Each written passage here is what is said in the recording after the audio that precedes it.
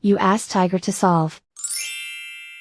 This deals with linear equations with one unknown. The final result is n equals -18. Let's solve it step by step. Simplify the expression. Expand the parentheses.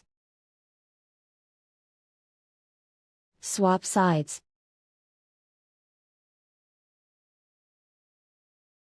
Group all constants on the right side of the equation.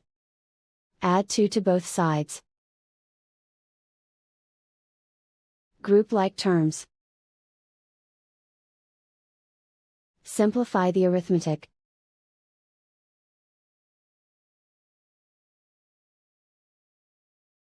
Convert the n into a positive number. Multiply both sides by -1.